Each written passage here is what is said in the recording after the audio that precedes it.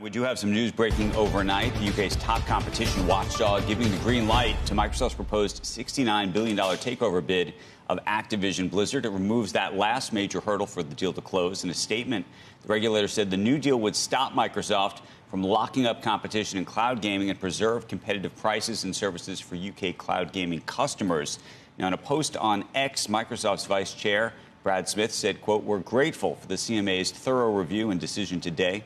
We've now crossed the final regulatory hurdle to close this acquisition, which we believe will benefit players and the gaming industry worldwide." And this has been one for the books, a saga that I don't think anyone was anticipating would go on this long. Maybe somebody did, but given all the regulatory hurdles, the FTC. maybe the FTC, and maybe the CMA, and there were real questions about whether regulators would ultimately approve it and what would happen. But here we are. 22 months, long time coming. Lots of questions about what this means, because at this point, just about every deal is going to get questioned by the FTC or the DOJ. Right. This was the first one.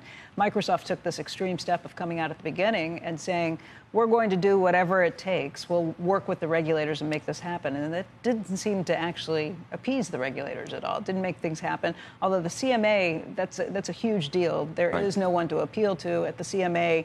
If they decide they don't like a deal, it doesn't happen. So and when that first, of the companies. and when that first decision came out, I think there was an expectation, well, this is over because who do you were going to appeal to yourself, basically. How's this going to work? So somehow they did it. Somehow they did it, and we'll dig into more of that.